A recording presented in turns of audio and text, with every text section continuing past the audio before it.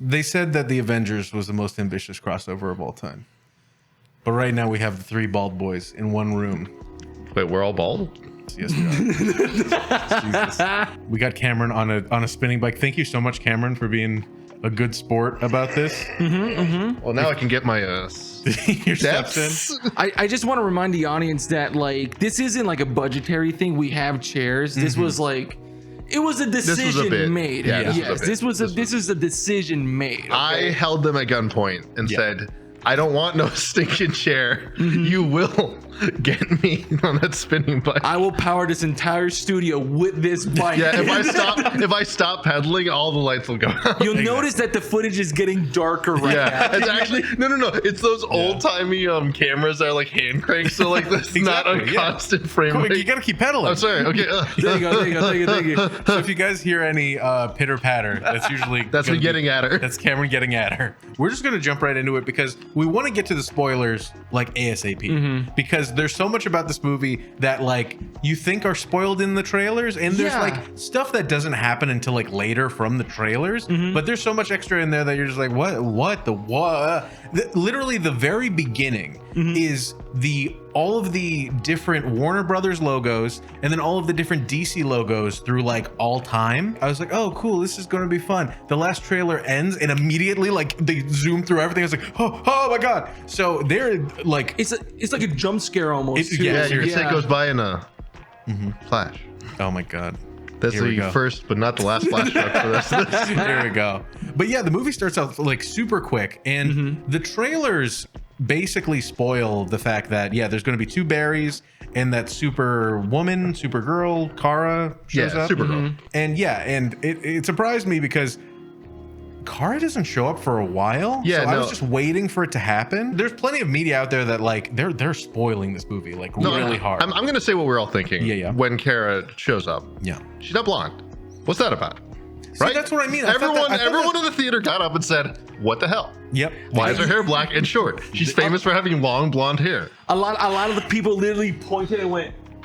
Yeah, they saw it. There was a big poster of Kara on the wall, and they were like, "Look, she's blonde. She have blonde hair, blonde hair. What is this?" And then people start asking for their money back. Yeah, so we start off the movie with like super quick stuff, and I'm gonna be honest, I wanted way more of what this movie starts off with, which is just Barry like living his life and trying to fight crime and like the quintessential like Spider-Man stuff where it's like, I can't balance being a superhero and my personal life. What am I gonna do? No matter how fast I am, I'm still late for work. like damn. Yeah, dude. jeez. That's just poor time management. I mean, you're the fastest man on the honestly, planet. Come on. Facts. Seriously. It's bullshit. Canonically, Barry Allen always keeps like 5 protein bars up his butt or something. Like, I don't know where he hides them on his suit, but he apparently always has protein bars on him. That's fair. So the idea that he would go to work and not know that he wasn't going to be able to get his bagel sandwich or whatever the hell that morning is completely nonsensical. Yeah. It completely destroyed my suspension of disbelief. And this is America. Who doesn't have food in their hands out in the streets already? Exactly. A buffet, dude. Well, that, and I love the fact that like all of these superhero movies are just turning into video games where like he's just like, oh, I'm running on empty, and it just showed literally like a bar on his arm. Yeah, it's like, I gotta fill up my tummy. Going back to the whole spoiler thing, so on Twitter, because everything fucking happens on Twitter, obviously, a scene was spoiled. A little scene, a certain infamous scene. A scene was spoiled on my Twitter. But the first time. Someone get Elon Musk on the horn right now.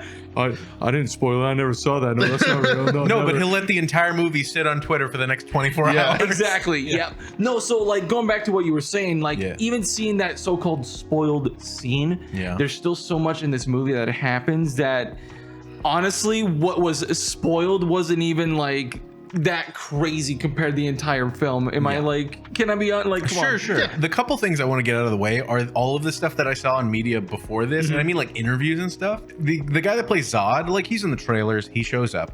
But the actor, like they were interviewing him and he's like, yeah, my agent called and they said, hey, we want you back as Zod. And I said, well, they kind of snapped my neck and killed me in the last movie. I don't know how much else there is for me to do. And they're like, no, you come back. And he's like, how? And then they told me, oh, it's a multiverse. And I said, what does that mean? Nothing matters. Exactly. Yeah. we're at the point where all of these movies, like we've gotten to the point where it's just like we can rewrite anything because there's two things you can do in comic books that reset stuff. Have a multiverse, do time travel. Guess what this movie does? It do both. It's the hottest new thing in cinema too. Multiverses. I got to talk about like my all-time favorite thing about the Flash. Yeah. And what like is like, it's one of those things that like they'll never say it to your face in these movies, but it's like the one reason that all of the silly CGI crap from the moment this movie starts did not bother me as much as apparently bothered everyone else, which is the Speed Force is just magical plot bullshit. Is I don't need to explain myself to you. I don't need to explain why Barry Allen can run faster than the speed of light. I don't need to explain why he's able to touch a person, not break their neck. Gwen Stacy? Oh yeah, and Spider-Man style. Spider-Man. So like two. Like it's funny because on its face that is like the stupidest thing, and yet this movie leaned into it so much. I was like, I do not mind the weird CGI at all. I know a lot of people probably took him out of it. Why does everyone look like they were rendered on a PS3? But still, dude, oh my god, I could not deal with that. So this is the big problem: is like you can do a CG double for a lot of stuff, and people do it all. The Digi double, VFX Artists React, Corridor Digital. They'll tell you all about it. The problem is that when you do that, you usually do that in a wide, where there's like plenty of room that you don't see the pores on somebody's face. And they did it so often that like, instead of bringing in Ezra again to do it again, they just had the Digi double right there, and it is so uncanny throughout the movie. It's like they highlighted it almost. Yeah. They highlighted. So how can I say this? As someone who has a decent PC but plays modern games, I'm the type of person who's like, okay, this is like, I'm gonna play it at 4K, right? But my resolution is gonna be at 50%. Oh yeah. This is what like me looking at this felt like, especially in like some of the very heavy CG scenes, in which was like, whoa, we're going through whatever it was that we were calling it at first. I'm not going to spoil it just yet. I'm not going to spoil it just yet. Sure. But like literally very close to the camera, and it's like, ooh. The only thing that bothered me about it, and like I'm agreeing with you, it shouldn't distract you, and I'm glad. It's to each their own kind of situation. Yeah. I think I just maybe just do it in a different way where you're not highlighting these type of things. Yeah. I'll admit it was really cool, like seeing that for the first time. If I was gonna like lean in over to you, it was like that kind of looked like Oppenheimer a little bit. Like, it was like, whoa, and like my favorite part was when the Flash says, "I have become Death, Destroyer of Worlds." Really out of nowhere. He has his hat on and everything. We have to beat the Nazis. That's why I'm going back in time. Exactly. And I gotta say, there's definitely a part of whoever was working on this movie that they're like, so there's an app that you can, I forgot what it's called. It's like full HD something, cam something, where you take a photo of somebody and then it'll turn them into a 3D model. And it's good enough for people to be in the background.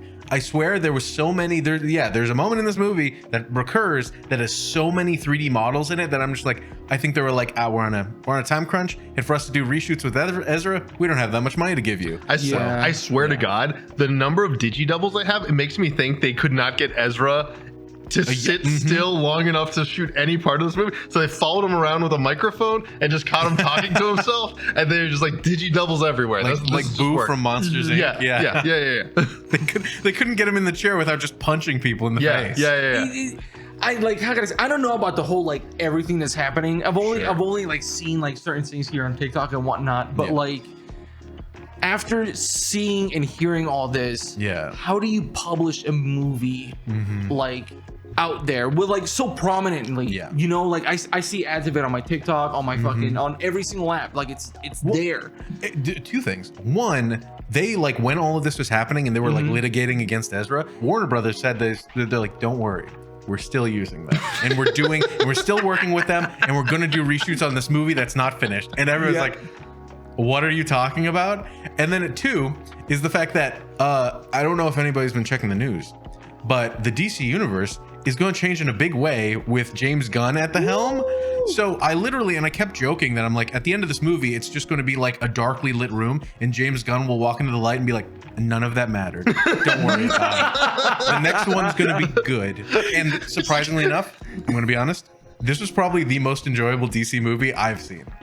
It's like the end of the Princess Bride like just like closes the book. Yeah. And that's one way it could have happened. But guess what? I'm imagining more like when Batman dies in the Arkham games, and the bad guy shows up from the shadows, and just like it's him, and it's like him with the script, and they're just like Jim going back in. Oh my god! Game over, Batman. Game over, Batman. Okay, I think.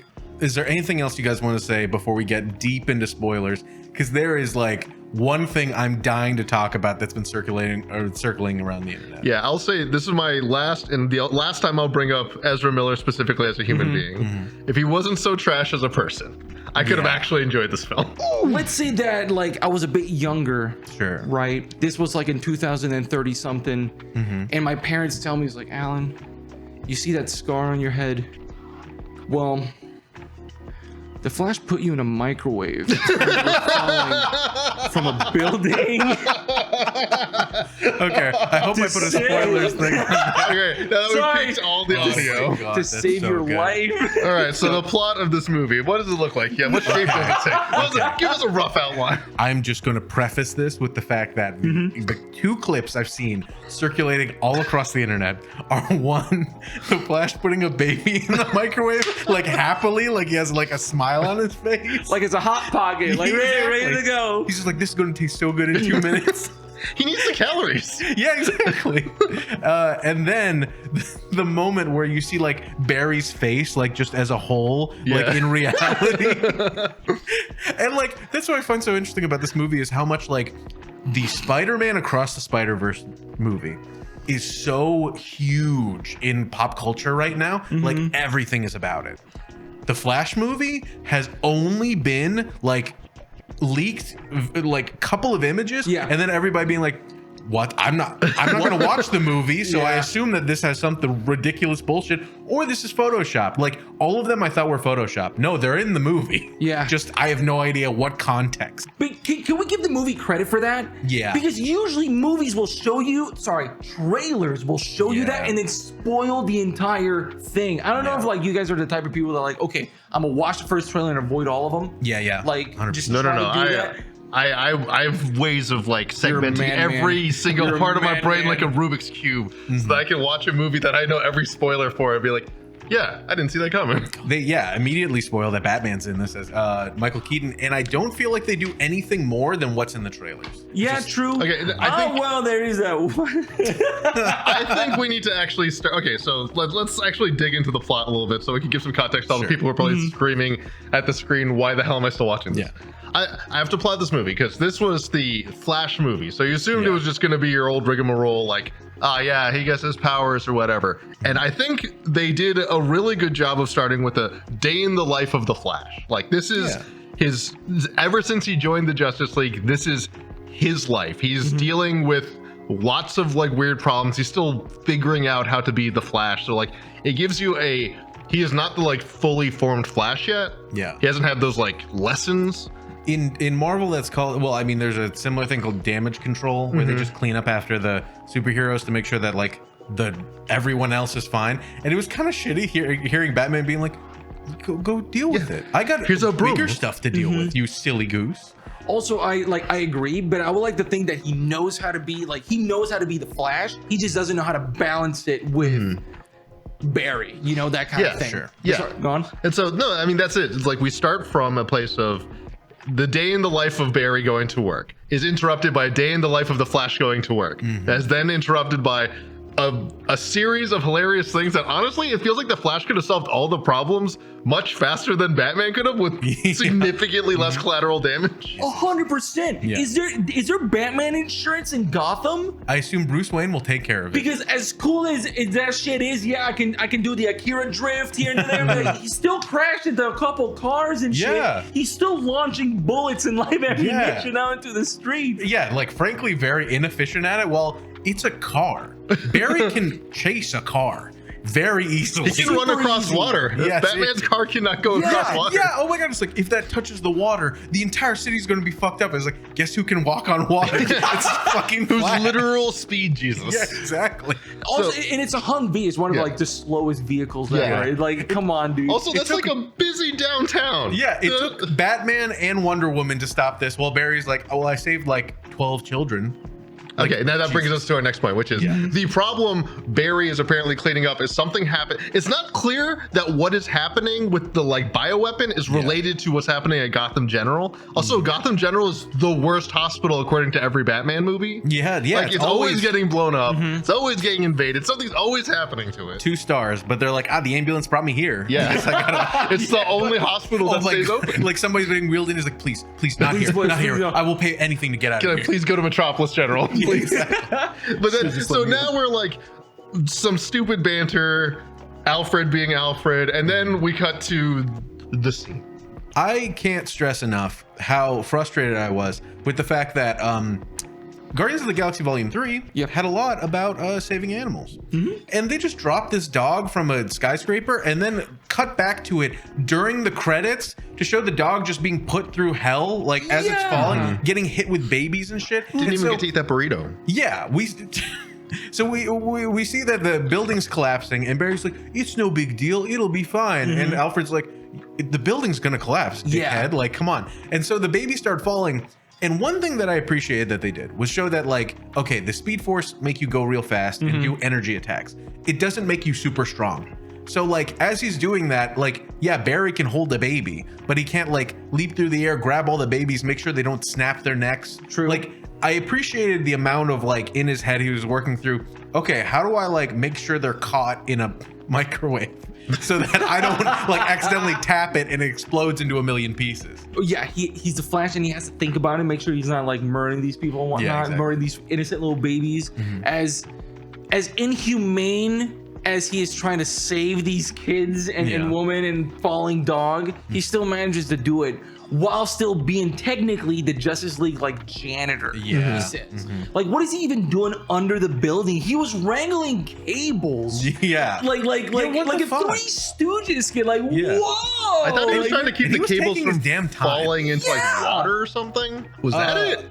I don't even remember. There was something about like a bunch of cable. There's like a bunch of lines were loose under the hospital, and like Alfred says like a throwaway line about it that is supposed to justify why it's down there. I don't think I care. Well, yeah, especially that he's just like, he's wrangling them and taking his sweet time when he's like, that's the main thing about this movie is how often he does stuff that he's just like, well, I could go fast right now, but why would I? And I get that he's like conserving calories and stuff, which, by the way, that doesn't come up ever again. The very end of the movie, they're doing like god level fighting, and he's never like, okay, I'm sorry, I gotta go get like a pizza pie and stuff it into my mouth. He doesn't steal MREs from the soldiers' like vehicles or anything like that. Actually, that's what you don't see. It's like if you slow down real slow, because that movie was shot at 120 FPS. Everyone knows that. Exactly. That's the only way you can see the Flash running so fast. I would love that if, like, as soon as one of the Kryptonians like snaps one of their necks, he's like, you're not gonna need this.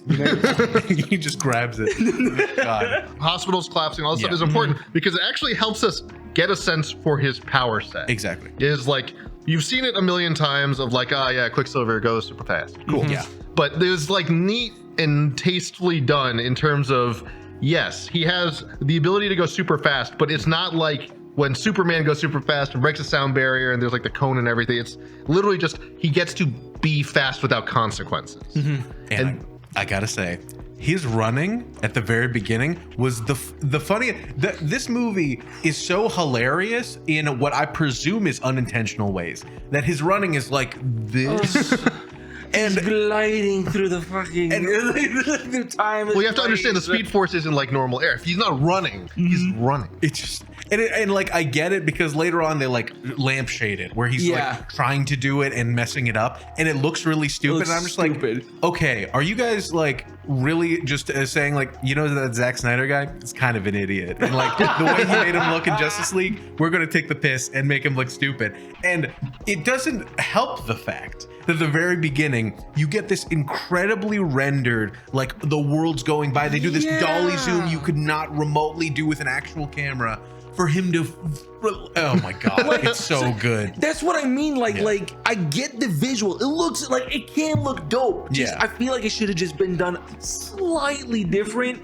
Like anything. Like I don't think any other Flash has ever looked like that. It's always fuck. it's always this. Yeah, exactly. All right, but I think they needed to do that so that later when he doesn't have his powers, they can like do that callback and not have it look absolutely fair. Well, stupider.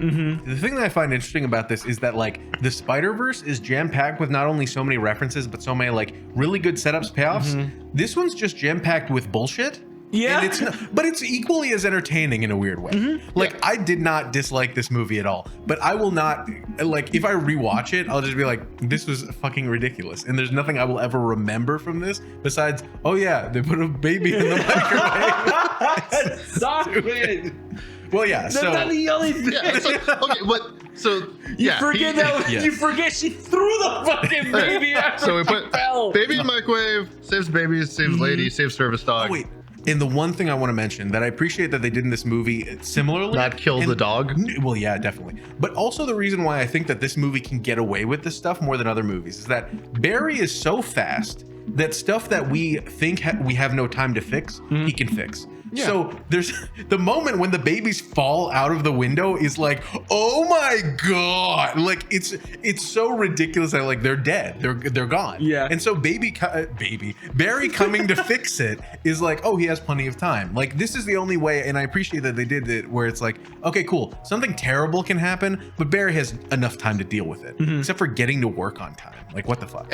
Never. But there were so many moments where I'm just like, this is comedically hilarious because in any other movie you'd be like, they're dead, it's done, they're killed. But like Barry is so fast that it works and it's better that way. So yeah, so go on. Well, now we're gonna have to start getting into lightning round because this is so many things suddenly happen between this moment and the movie's climax. It was because now, okay, well, there's one last piece which I loved, which was them doing their wrap up the day in the life of with like Batman's falling off a bridge that again Barry can walk on water. And so they catch the guy and then the lasso. Wonder Woman shows up. They play the oh my and then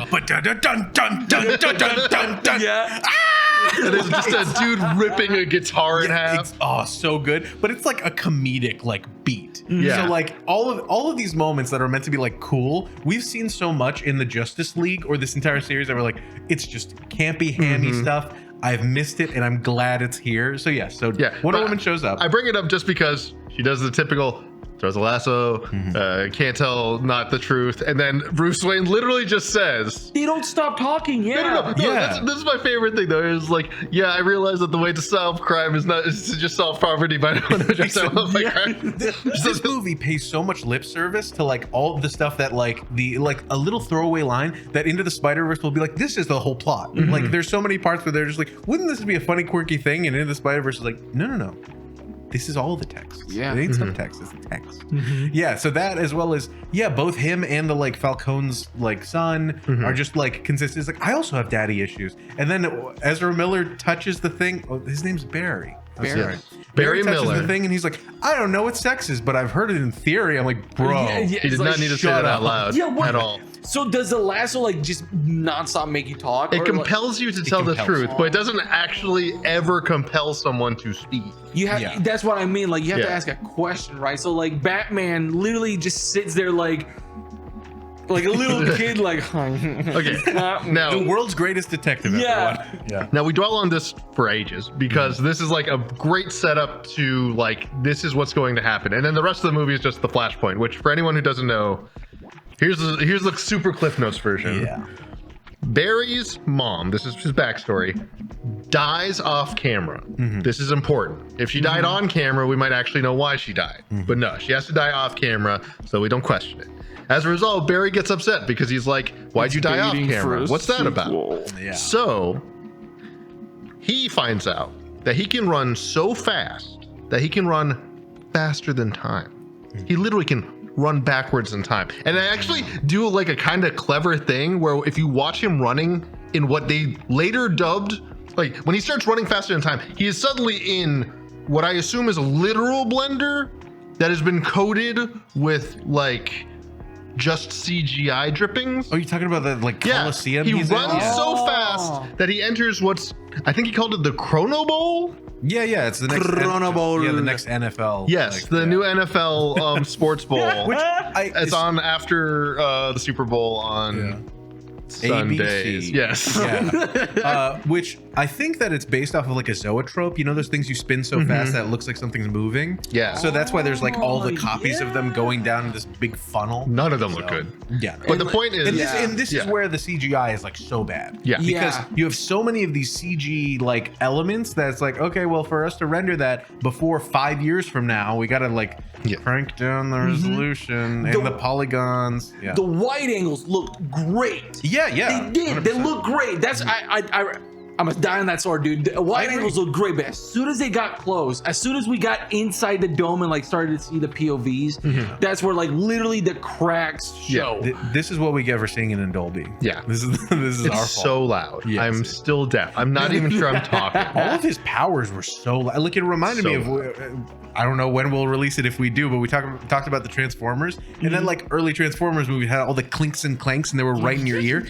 Every time he like a lightning bolt comes off his body, it shattered my eardrum. It was like really crisp. Like pretty good. Even at the beginning at the I'm assuming it was a Starbucks. Like it scared the shit out of me. Like when he was in the bathroom and then it's like whoa. Yeah. Like Pretty good. I'll tolerate a lot of things, but the fact they opened that door and didn't kill everyone with a sonic boom is seriously. Okay. Yeah. So the point is, Barry's mom dies. Yes. So we obviously don't like that. Mom's dying is not something we're here for, especially because Mother's Day was last month. Yeah. So he goes back in time, and as a result of going back in time and then stopping his mother from dying in what he thinks is the least butterfly effect possible, he has not created a new timeline. This is the thing I did like about how the Flashpoint dealt with this like time travel thing. Is it's not Back to the Future rules where you go back. They literally bring up Back to the Future in like the best way possible. It's several times. It was extremely cleverly done if you know anything about the history of that movie. But what happens is he is now in a like just utterly derivative universe where he has chosen to change something, and that has put him on the path of not just having ripples go out into the future where mom lives, but now ripples are going out into the past where like subtle things and even big things are different. So like the thing like the reason that James, I swear to God, it's like one of the most perfect Easter eggs, if you know anything about Back to the Future, was that the original Back to the Future movie, the guy from RoboCop was supposed to be Marty McFly. And he was like super serious. I thought they were going to make a joke about how they didn't make sequels for it because of how bad I assume the first one would have done if Michael J. Fox, because like Michael J. Fox was their first choice and he was busy with Teen Wolf. Yeah. And so he couldn't be in the movie at first. And the guy that was going to be in the movie was insane. He was just like method acting out his butt. Like it was, oh my God. He was like, this is a tragic story. Like when he goes back to the future, everyone he knows is dead or gone. He doesn't know anyone anymore. He's just trapped in the future. It's so dark. And so it's like, that is kind of exactly what is happening here. He has changed this tiny little thing in the past. And now everything, even the like foundational pieces of his life are completely different now. Well, and especially that we get Michael Keaton's Batman looking like Doc Brown with like crazy hair, being like, and he like describes it exactly how Doc Brown would. Is like, here's a path. Now we have a parallel path. But he's like, no, that's all bullshit. Fucking, you saw a dumb movie and you don't know what the fuck you're talking about. Like, no, what it actually is that they're different things, and you're here in this one point, and the point did different shit. So it's God, the motherfucker taking out a fucking bowl of spaghetti, being like the multiverse, ladies and gentlemen. I'm like, wait a second. I just realized something. Yeah. Do you know what he was chasing after this whole time? What his mom wasn't able to make?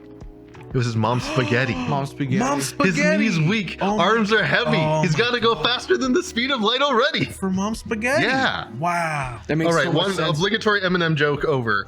I'm saying this to be considered for an Oscar. Yeah. The weak knees thing. He also got shot in the. He got shot in the knee. I think this is prophetic. I think this was actually an Eminem like. Yeah, and he put on that hoodie. He became his worst self. I'm pretty sure under the. He went back to the lab again. God. Under the writers, there was also Matthew Mathers. Yeah. Never heard of him. Yeah. So we see that. Yeah, this is a different parallel timeline, and that by him going back in time, I don't know what he thought would happen. Like he goes back in time, and then this like reverse flash like monster comes out and like pushes him into a random time, which turns out to be he was 18, just got into college, and he thought he was like the right age. But then he meets himself, and I don't know how to react to this. The fact that the whole movie builds up this thing about like Batman straight up says he's just like, I went through this trauma of my parents dying, and that's literally defined the rest of my goddamn motherfucking life. It's canon event. Yes. So spoilers for Spiderverse. No, you're good. Yeah, go watch that review if you haven't. But ultimately, he's just like, and this trauma made me me. So you shouldn't try to undo it, you goofball. And then he does, and he tries to undo it. And the problem is that this movie shows the version of him that didn't have all that trauma, and he's a weirdly entitled piece of shit for the first couple like minutes.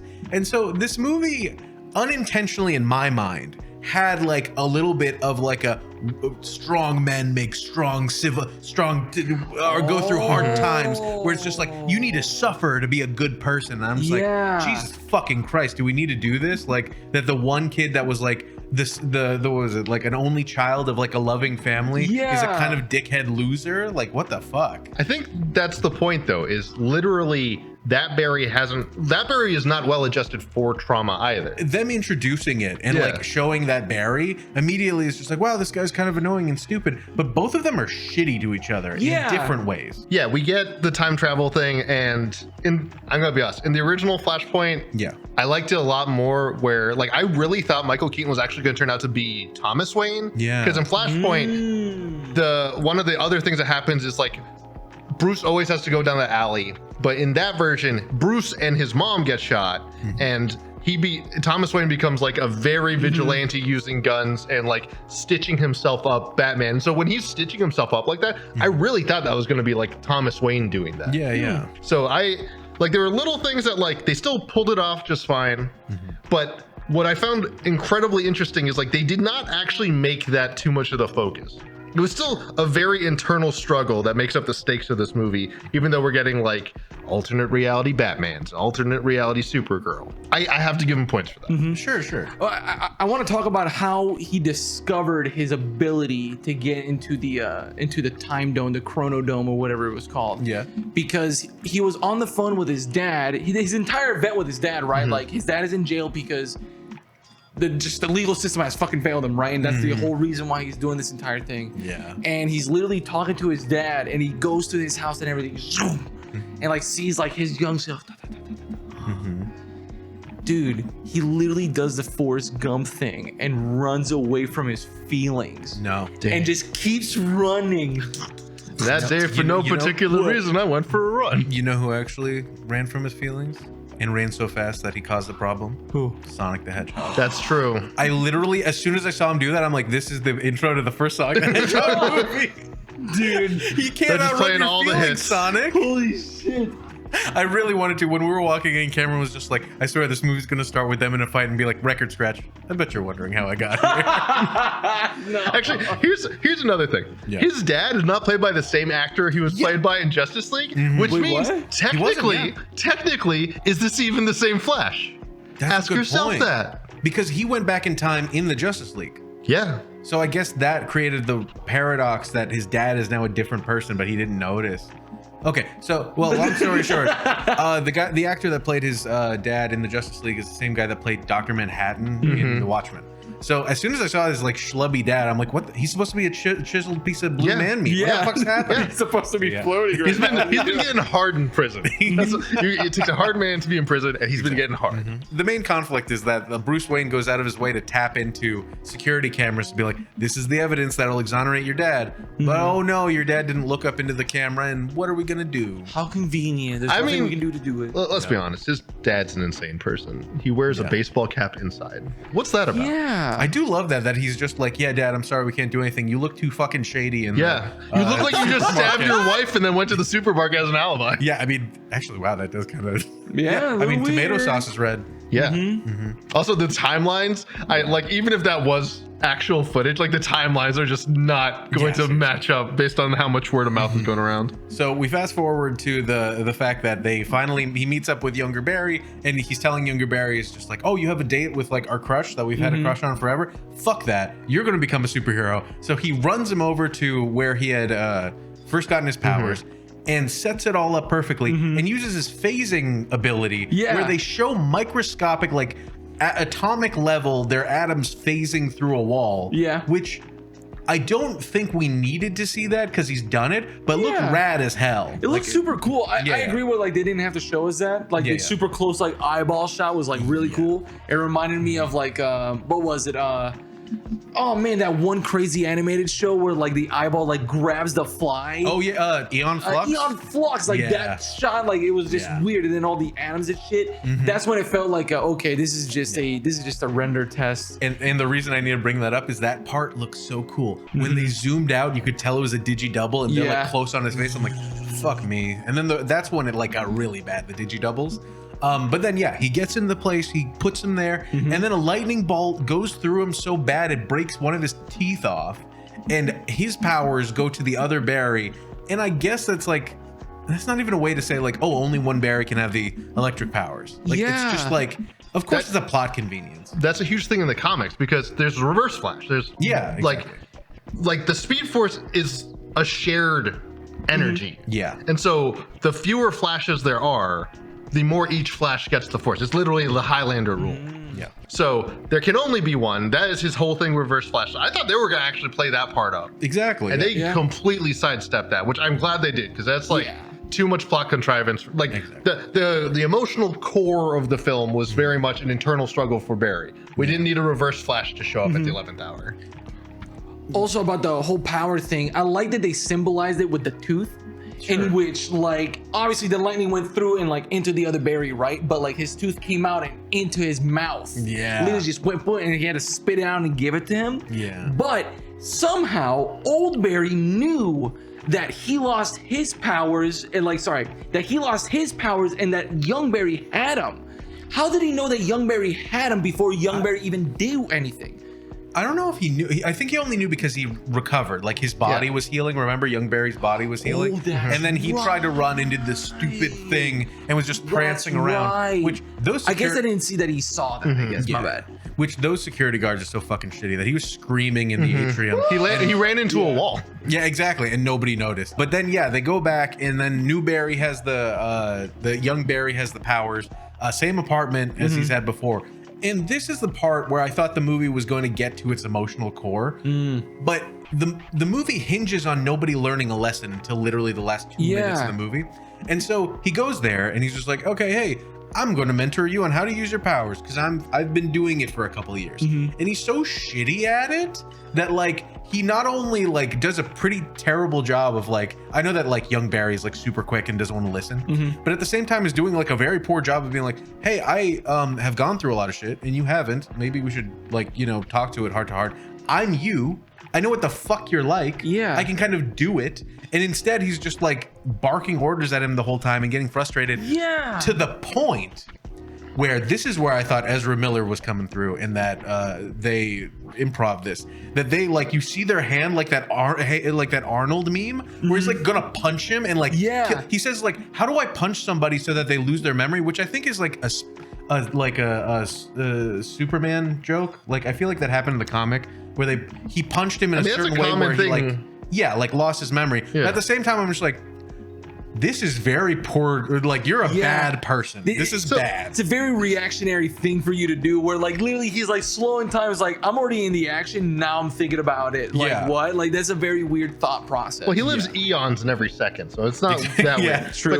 But so this is definitely me giving the movie way too much credit. Sure. But I think that's kind of the point is that he sucks. Like he's literally in the same apartment he's been in since he was in college. He was at the same place he's been working since he's in college. It seems like this moment has left him stuck like mentally at an immature age. He's never mentally matured. So the fact that he's still in these places, the fact that he's still doing these things, the fact that he's lashing out like a kid feels very appropriate on the grounds that he's just never grown up because he's still trapped in that trauma. True. Fair. Oh, your mom doesn't do your laundry. Yeah, like, but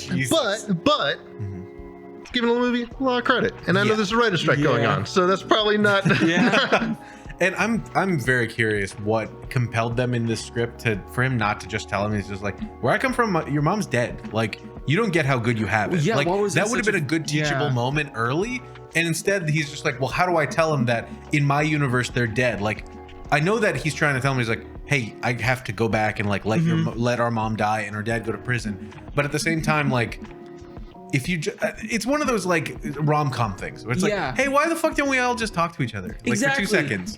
Up until a point where like this is just a little bit more future talk, but like he blows up on himself, like, inappropriately out of nowhere, to the point where like his other version, who's like been a snotty asshole the whole time, is just like, hey, you know, it's fine, and is like allowing the abuse to happen, like not standing up for himself. I'm like, this sucks. This is not a good teachable moment. I don't want my kid to fucking see this. That's why I think it's literally just Ezra Miller. Like, they just got some audio of him yelling at himself. Yeah, exactly. It's like, why did you beat those people? Oh. Yeah, they're just following them around with the mic. Just like, The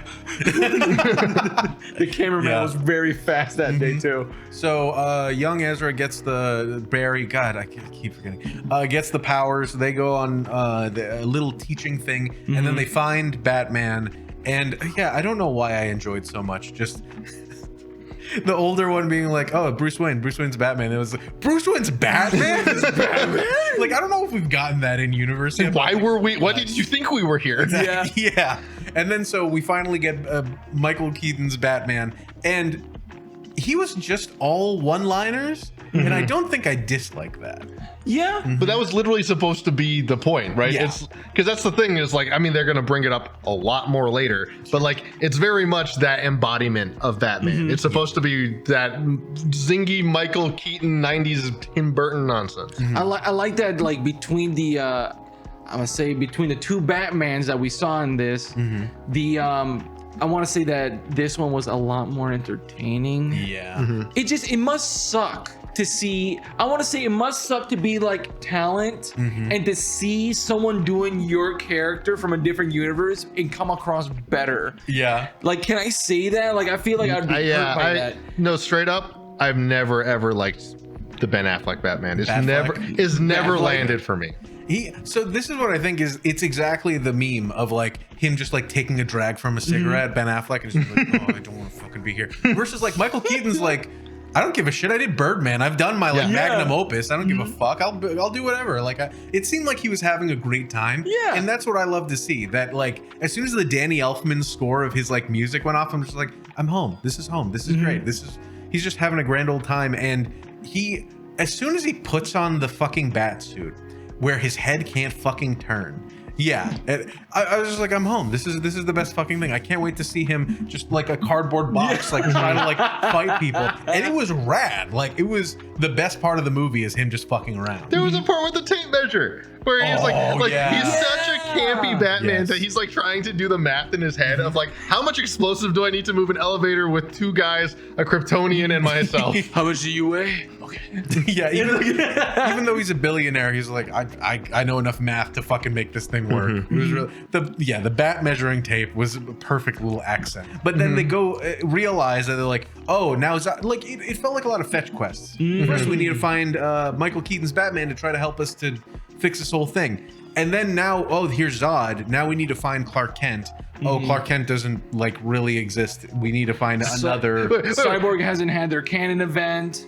Here's the other problem with that entire line of reasoning is that apparently somehow Michael Keaton's Batman, I'm assuming by eliminating poverty, has completely gotten rid of all crime in Gotham. There's no more crime. He even says that he doesn't need to be Batman anymore because there's no more crime. In that timeline where Gotham has no crime, everyone is destined to die. There's no way they can get around Zod killing everyone. So it implies that unless Gothamites suffer horribly at the hands of criminals, the entire universe will end. And this is exactly what I mean, is that in this timeline in which, his mother is saved, and so everybody's like having a good time, and then we get to the inevitable conclusion that like, okay, there's one thing when you say like, oh, symbolically, this is a story, this is how symbols work, blah, blah, blah. we're learning a lesson. But I mean, to quickly jump ahead, the very end, we see a version of Barry go back in time until they're literally an ancient fossil and not be able to fix it. In this universe, tragedy will happen, and fuck you for trying to fix it. And it's like, what are we teaching? What is the message Very here? Doctor Who. Seriously. It's just like, bro, this is dark. Like, so, this is fucked. Like, this is, okay, now this is the part, again, speed run. Get the band back together. Go fight Zod, who has conveniently showed up to give us an excuse for this. But that's all just a point to get to the part, which is exactly this part. The entire crux of the movie is Barry can't get over the fact that his mom died, and by extension, his father went to jail. Like, so many dominoes fell because of this one thing that he wants it undone. And this is where I want to know what y'all thought was like the point of the movie, because this is not the first or the last time we've seen a multiverse where the entire point is like belonging and trauma. But this one's entire emphasis was on older Barry can't get over his mom's death and has spent years dealing with that, letting go. Younger Barry hasn't even had to think of that. And I think it's actually fair that he goes insane like that, to the point where he is like constantly traveling through time. Yeah, of course. Like, the version of him that's never like gone through such a heartbreaking event is like, I won't accept it. Why would I have to? Like, I've never had to deal with that in my life. And yeah, the theming of it being like, okay, well, some bad things happen. You just like, and I know that this is glib for me to say, but it's like, bad things happen. You should get the fuck over it. It's like, what kind of a lesson is that to teach your fucking kids? We're like, and I don't want to compare superhero movies, you know, but like the last one that we saw was like, hey, if we have the chance to do something right, we should. While in this one was like, no. Hey, listen, whatever happened to you happened to you for a reason. And it's like, so much so that I gotta say, and slight spoilers for Into the Spider-Verse, Across the Spider-Verse, is that this Barry was Miguel O'Hara. He's like, oh, I don't like what happened to my family, so I went back. I went to another multiverse where everything's good for me, and I fucked it all up. Everything up. And for context, Miguel O'Hara is literally that guy in the Spider-Man. He is the Spider 2099. Spider-Man 2099. Just to be clear, for all the people who have no clue who Miguel O'Hara is by name. He's Rick from Rick and Morty. He makes the Council of Ricks. He even has the little juice that he injects in his arm. So that he doesn't become too Rick. So just to go back slightly, we get Kara, who's the Batgirl. She's Batgirl. It's a very inspired move. Supergirl, and so she is saved, and we find out she was locked in Russia. Yes, which is similar to Red Sun. I was gonna say, it's not just Red Sun. It's also it also happens in Flashpoint, except it's Kal-El. Like, actual Superman lands in Russia. But that's the point. Is like, because that is also a derivative of a derivative. This, like, I can forgive that. Sure. So they saved Dobby. She looked like Dobby. I love, and you turned to me like when they put her in the sun, where it's like Popeye.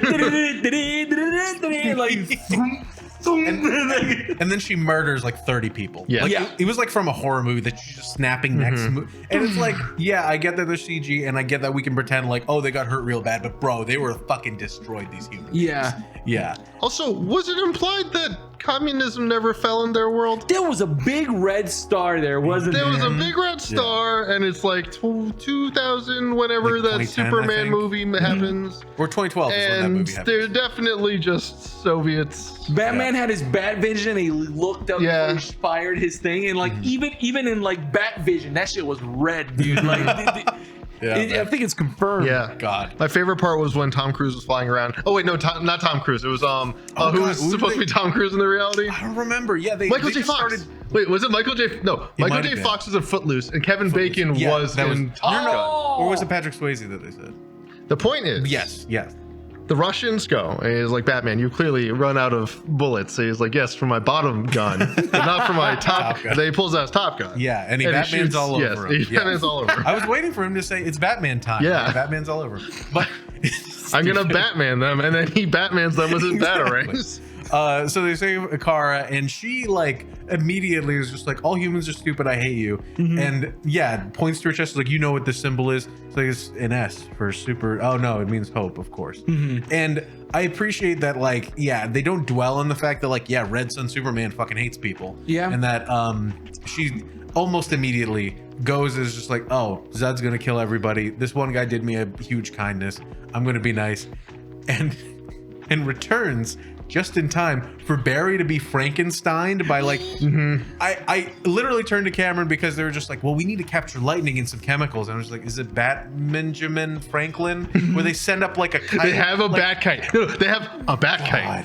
Okay, but that's exactly what happened. Okay, so that happens in Flashpoint. He doesn't have his power because he's like fucking hilarious. Okay, well, hold on, but like Barry, before all that happened, he was sleeping on the computer, and he's like, "Oh, we got it."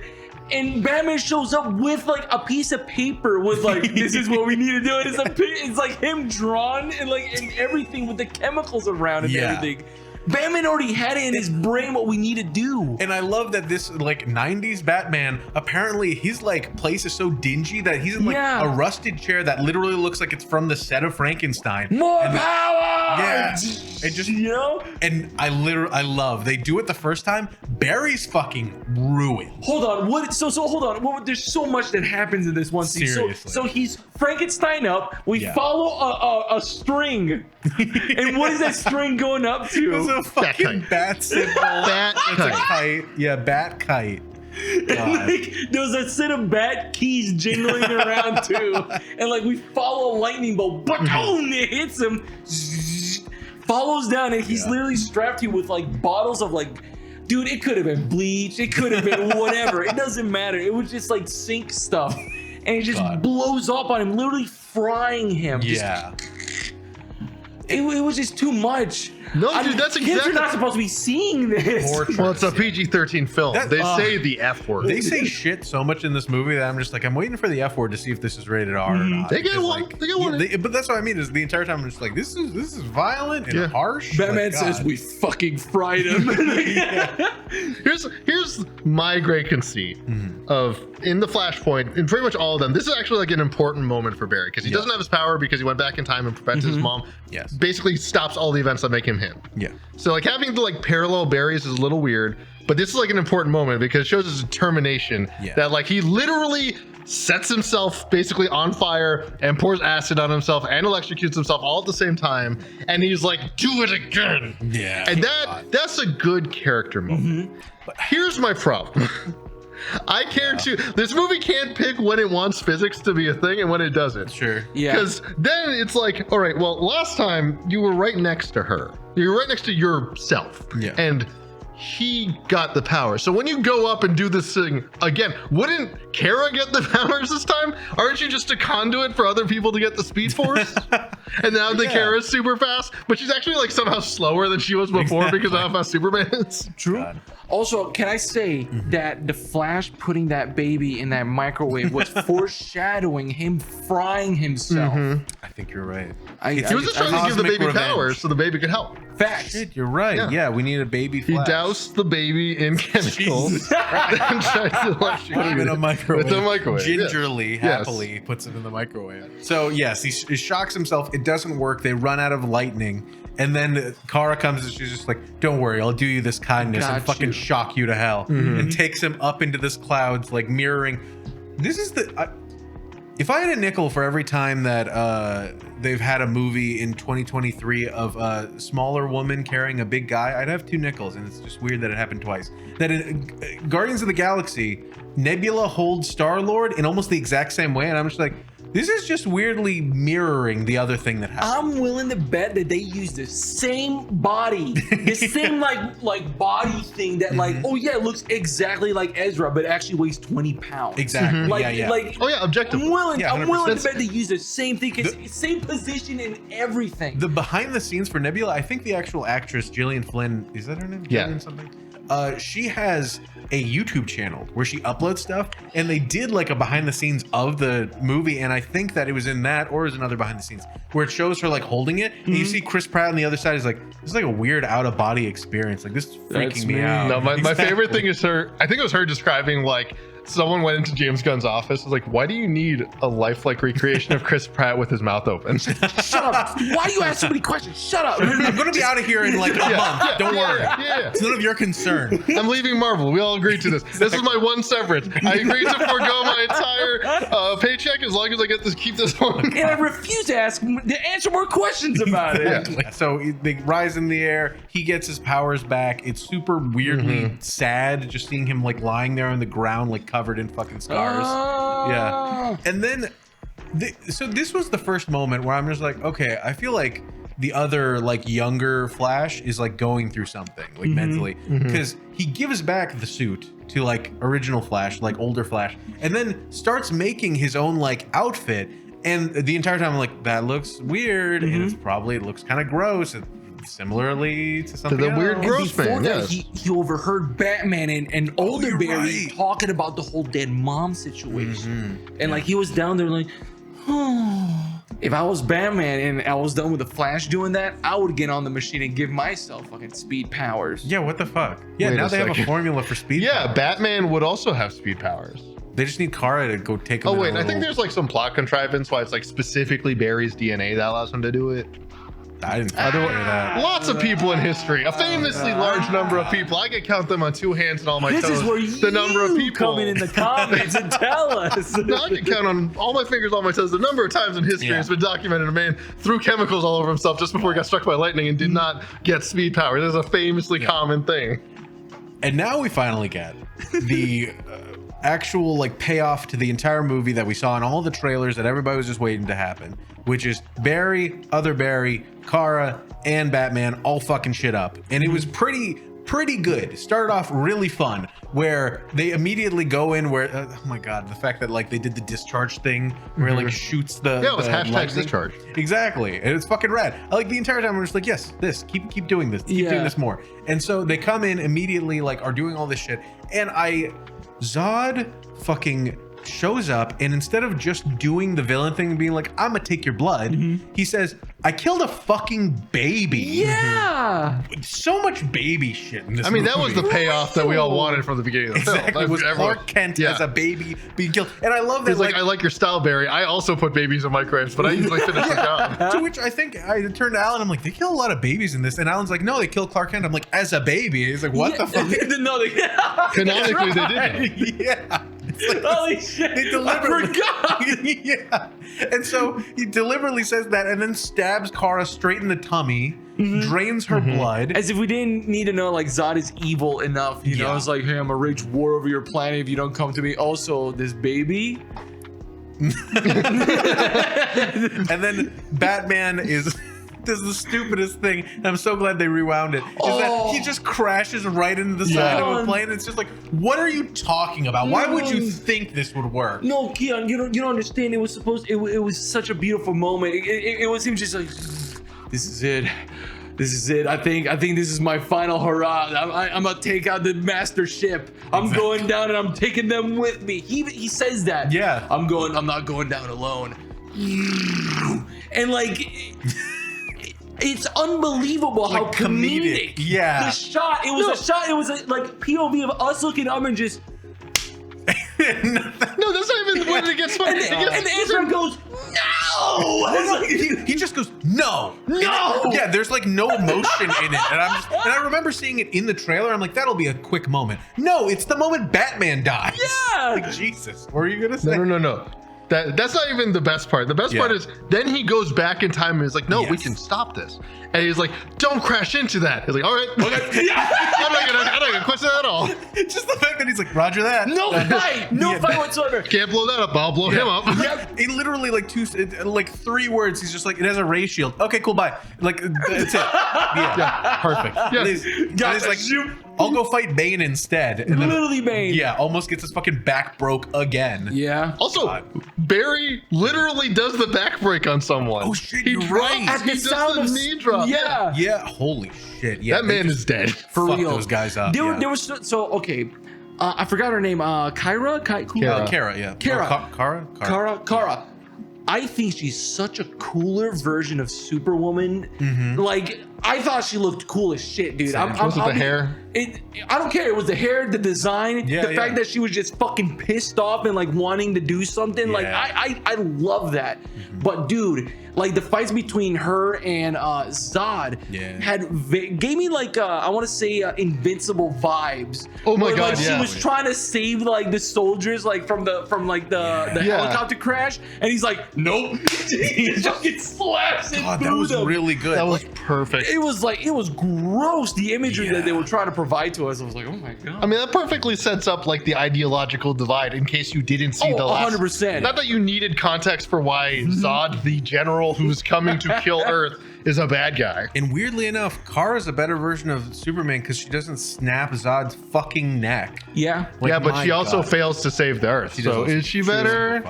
Does Gotham need crime? Does this universe supposed to die? Like, and this is, we've arrived back at the crux of the bullshit of the movie, which is that Barry goes out of his way to be like, okay, hey, our mom said once when we were fucking doing math at the kitchen table, you should just let some stuff go. Like your entire fucking universe, you little bitch.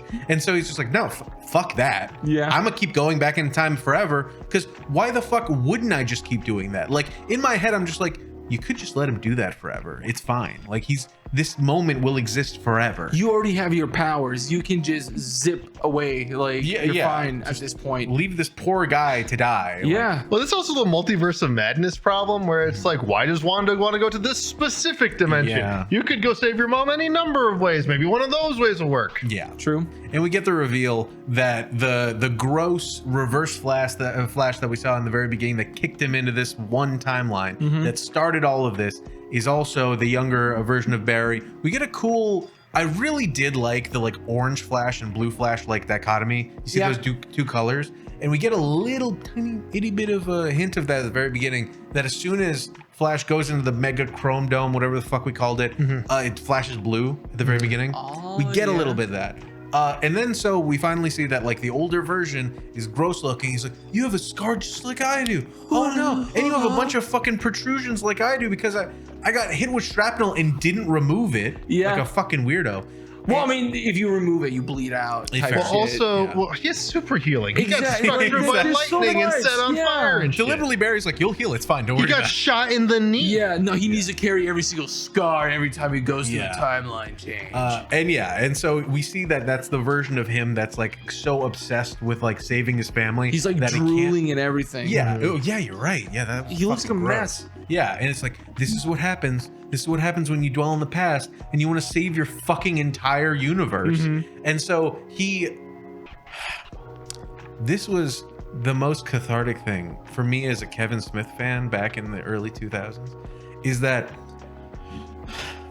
they start seeing Warner Brothers other movies show up in which all of the other Superman, Batman, and the Flash start like in their own big chrome dome balls levitating over towards them. In apparently all of the other Superman, all of the other Flash, all the other Wonder Woman, all can go this fast. Like, I don't know how the fuck they got here. Yeah. They just show up.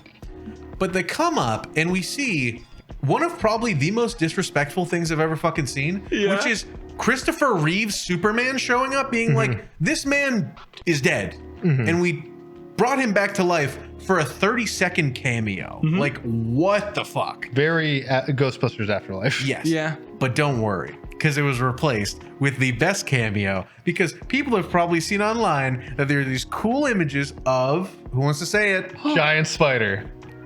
Giants, we all wanted it. We all got it. Giant spider. Spider-Man We love across a the giant Spider-Verse. spider. We love our giant spider. It's so big. And I thought to myself, Keon, is that the big spider? And Keon turns to me and he says, yes, Cameron, that is the big spider. Oh and then my Alan God. jumps up, it's the big spider. When I And saw the several big people- spider, I was like, that's what this movie needed. I know, it was worked a for big Spider-Man. It worked for Across the Spider-Verse. Why wouldn't it work for this film? A big spider always needs to be in a Superman movie slash Flash I movie. agree wholeheartedly. Okay, what were you gonna say? So what were you gonna say? Something not about this spider? Yeah, because you also. Here's the thing. I'm gonna be honest. It was annoying how much you were in for the big spider. You threw your popcorn at everyone in front of us. Like that guy who used to be in the intros to AMC thing. This is a deep cut. Some jokes are just for me. What I meant to say. You were like, it's the big spider. Remember how I wanted the big spider? And then I had to give you a 20 because I was like, they're not going to put the big spider I love in this in every movie. angle of this. You're screaming at me about a big spider. Welcome to our entire lives, Keon. We grew up together. Okay, so what I did mean was Adam West Batman. No, I'm kidding. They finally bring up this big spider, and I was actually curious. Like after the movie, I'm like, did you guys get the big spider? Did you get what that was? And both of you were just like, no, what the fuck did we mean by that big spider? Is that you can't just say that after a big spider bit. Okay, well, I think what you're referring to is what else was with the big spider. Everyone liked the big spider. Do you guys get big spider? Because as soon as I saw it, I was like, oh, I know what's happening. Which was, finally, I'm gonna fucking say it, Nicolas Cage as Superman, which there were a bunch of photos that were circulating. But the reason why Big Spider was the reason to bring that up is that Kevin Smith, one of his most famous talks, he went and did like a bunch of keynote speeches, or just like he went and talked at a bunch of campuses, and he filmed all of them, and they're like really fun to watch because he's just a good orator. But one of them he talked about was the fact that he got the chance to work on a Superman movie. And he was like, dude, I'm so excited. I've loved Superman my whole life. The director in particular kept saying like, well, Superman's got to fight some cool space shit here. He's like, okay, I guess I'll write in like a cool space fight. Make it a spider. He's like, is there any reason for the spider? We could put a reason in. Yeah. Yeah, he's just like, spiders are the most terrifying thing in the insect kingdom. And like they're not insects. Yeah, I know exactly.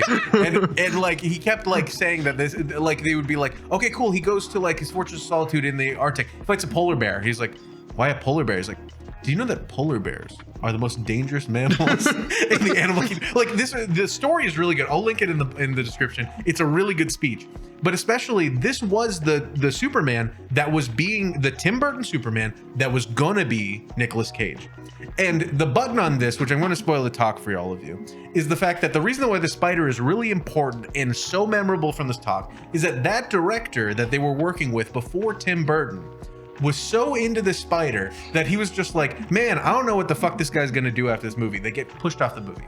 Then he gets put onto another movie called Wild Wild West with Will Smith. And he says, he's like, I was sitting there in the theater, and then guess what fucking happens in the third act? A giant motherfucking spider. And it's like the perfect button to the story. And so when I saw that giant spider in relation to the DC universe, I'm like, are they going to do Nicolas Cage right now? Yeah. And of course they didn't. They used the CG devil of Nicolas Cage. Because Nicolas Cage, if he had put actual Nicolas Cage in there, that would have been the whole movie. It's just Nicolas Cage. They'd have to pay him so much money. They don't have to pay a CGI likeness money. That's how AI works. They typed into Stable Diffusion, Superman, but this time it's Nicolas Cage fighting the big spider. We all know the big spider. Everyone loves the big spider very much. Superman the big spider, yes. Like exactly. I was so worried hearing like the little newsletter saying it's like, oh, Nicolas Cage is not returning for Spiderverse or whatever. Yeah. And I was like, oh, why? And like, because he was the big spider. He was yeah, hoping he was there. You know, oh man. Yeah. You have to fight the big spider. I'm sorry, you double booked me. I gotta make a big spider. What's with you guys making me deal with spiders? Yeah, oh my god, that'd be so funny. He's just like, I heard you're not doing the spider movie. And he's like, no, I'm doing a spider movie. Wait, hold on. I'm doing a spider movie. I'm doing it. I know my schedule. Jesus. Okay. So then they get into literal like spheres of time crashing and a thing, and they're running backwards the long way. And then they're like, you know what? Maybe it's okay that my mom dies, and I'll have a very honestly. I didn't know Ezra Miller could act. That was the most acting I've ever seen someone act in a DC film, and especially that we don't get the diatribe from like the young Ezra Miller to be like, you know what? I've learned my lesson today. I think we learned a lesson. Maybe we should let go. He just jumps and saves the other Ezra Miller's life, and just like he's just like, you know, I'll close the loop. I'll fix the paradox. I'll kill myself. That's literally what it says. It's pretty messed up. Yeah. And it immediately was just like, okay, I saved the monkey. Pulls the monkey out of his tit, and it's just like, here you go. Make sure to tell mom we love her. I'm gonna fucking die now, and leaves him. 999, like he's fucking dying. Oh my god, his health bar goes down. So funny when he was like,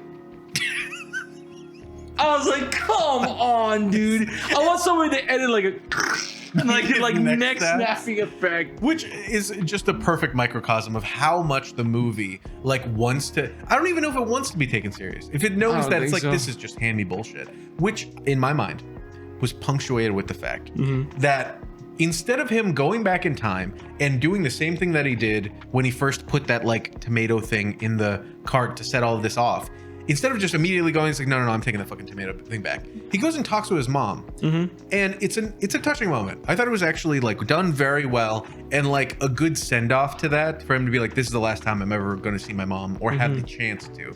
And his mom is being uncharacteristically nice to some fucking stranger. Yeah, which good on her. It was very nice. Maybe she's just a nice lady. Maybe that's why he wanted to destroy all of reality. She's such a nice lady. The comfort and like loving way that she approaches him is like, it looks like you've seen a spider. Are you okay? It was very big. It was very big. Nicolas Cage was there. I was very scared. Well, take this can of tomatoes to make you feel better. Thank you. It looks like you need a can of tomato soup.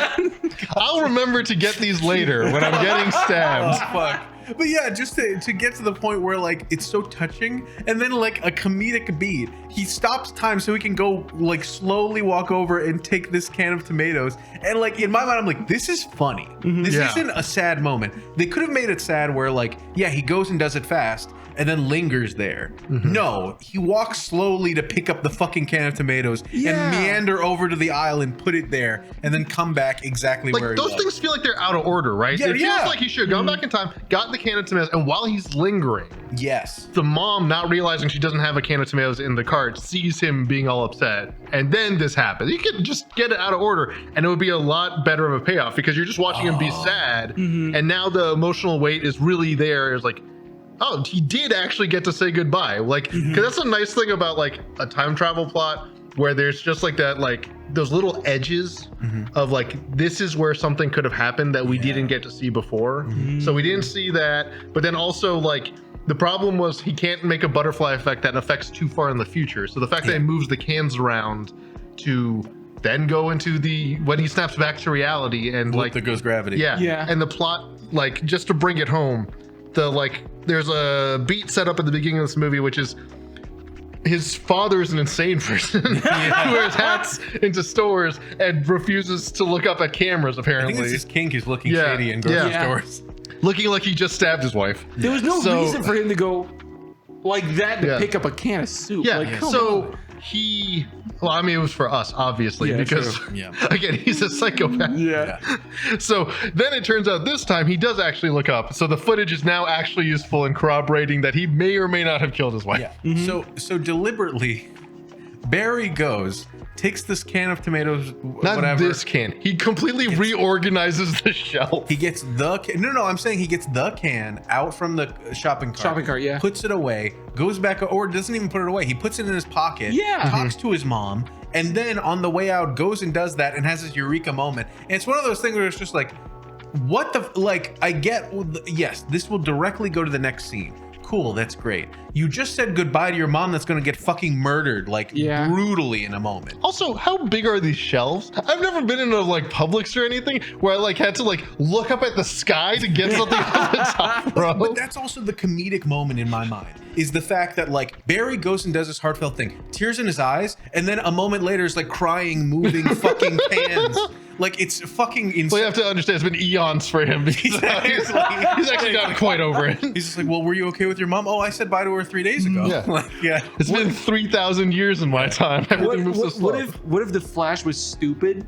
What if like so you mean the movie? What if the Flash was stupid and wanted to talk to his mom and like he saw himself like put the can like on the shopping cart without her noticing, and he goes, oh, I'm so sorry, and he kills her. The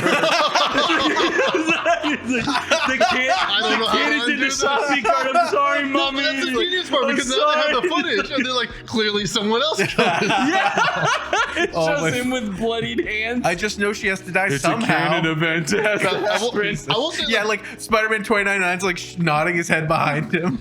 Now, like going back to the reality part, going back to the end of the movie, I will say like this movie, unfortunately, could have had like a rock solid ending. Yeah. Where he gets a phone call from Bruce, like, it worked out. But now we find out, oh, who's this? Would you like to spoil it for us? It's the big spider's come back. And now he is Bruce. No, Bruce Wayne is played by another Batman actor. Val Kilmer. Yes. Playing Christian Bale, pretending to be George Clooney. I don't know who they could have put that would have been better, frankly. I think that George Clooney in that moment, what is Dude, is it bad that before that moment and he went to answer his phone, I expected him to go like, hello, and then, where is she? Like, I wanted to hear that. Oh my God. I wanted to hear that. so fucking Like, well, no, here's my point though. Yes. James Gunn's like, take all your homework and throw it in the garbage because this isn't the DCEU. So I wish they had just like gotten Robert Pattinson or like literally anyone else, whoever's going to be the new Batman, because apparently they have one picked out, and just had him show up. Sure. And he just sort of ended on Ezra Miller or Barry Allen saying like, who the fuck are you? And then just cut to black. Yeah. But instead they pay off the tooth gag. Yeah. What was that about? So yeah, and this is what I mean. This is what I think happened. They reshot this movie apparently a gajillion times. You can tell. They broke Ezra Miller out of the prison to just reshoot this damn thing. Yeah. And so what I think happened is that they reshot the tooth gag. It was put in CG during that like cool exploding moment, and then never brought up again because just like super glued it. That was it. So I think that was put in as a button to be like, this is kind of a quirky thing. But also the George Clooney thing could have been anything. So what I think was actually going to happen is that it gets a mysterious phone call, picks up the phone, says, "It was me, Barry. I jerked you off at supersonic speed." It was like the Flash, yes. No! God, he's like, I bet. It was me, Barry. When you failed all your report contests, it was me. Changing all the answers, all your change answers to them. And then Barry goes, and cuts to black. And like, God. The Flash movie. God. I think there's only one thing left to mention other than the dog being the abused post-credits, through the... There's not even the post-credits. The credits are literally just the dog falling through oblivion. It felt bad. It felt bad to watch. I felt bad That for the CG dog, just like looking helplessly everywhere as things are hitting it. On the At what point way does down. animal cruelty still extend to like CGI animals? I know they're not real, but they until feel it makes real. you feel bad. But the I thing felt is, bad. it already makes you feel bad. But these are heartless producers, you know. That's Yeah, true. because Guardians of the Galaxy used like animal torture to really tell like an incredibly good story. This used it to like maybe get a slight laugh. Like it's not even funny. It's just sad. They threw a baby at a dog, and I don't know if I approve of that. I don't know if I That was the approve of weird thing is like, why is the baby hitting the dog? Yeah, also, Isn't that the fucking point? Also, I can't stress this enough. These are clearly newborn children. Yes, Like these are babies in like the NICU or something. So they're clearly just like they are. If you jostle them a little bit, they die. Yeah. So the fact that they fell out of this building and lived is, I'm sorry. That's why I knew this movie wasn't gonna take itself seriously. Yeah, this, Where it this didn't movie's kill not just a even bunch of children. realistic. Yeah. You know where I didn't take it seriously when in that scene where Flash was like, "I'm running out of fucking calories," Oh and my he goes to a vending machine, eats like a thing of Cheez-Its, it's like like super full. It's like what? So Oh, no way. I would love if he had to digest it and get the calories in there, so he's literally And then he goes to the bathroom. Oh, and man. comes back. Yeah, I gotta use the Speed Force to metabolize all this shit. God. And then as the last fuck you, that we sat there through a dog getting beaten up on the way down to his death, and we're waiting for the movie to end. And then finally, what I thought was gonna happen, I had seen photos online, and I assume they're Photoshopped now, because in this universe, Kara gets fucking killed. Like she gets stabbed in the tum-tum and then gets like taken away. She gets big ouchies in her tummy. Yeah. Spoilers for the Justice League and the Snyder Cut. If you put Superman in a black suit and just let him sleep, he comes back and he's fine. He gets reborn. The black suit is supposed to absorb the sun. It also looks cool as shit. So I thought that the post-credit scene was just going to be Kara in the black suit and being like, hey, that universe is actually fine. No big deal. Or some shit, you know? But they didn't do that. They brought out Jason Momoa off the set of fucking Fast X. Yeah. To just drink and be upset and whiny and crying. And it was so jarring how not only little this had to do with anything, but how it didn't not only not resolve anything, but was not even remotely funny. It was just one moment to say, hey, you know, in that Justice League DC universe that we're never going to talk about again, Jason Momoa's Aquaman, he's still around.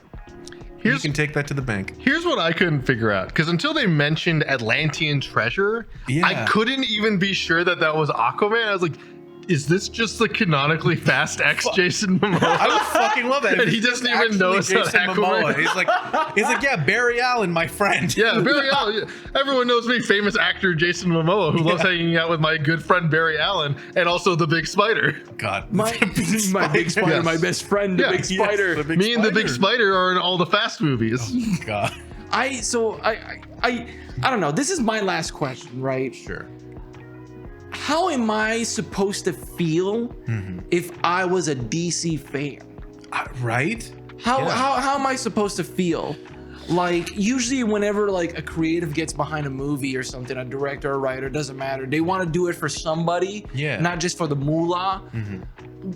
How am I supposed to feel as a DC fan? Shitty.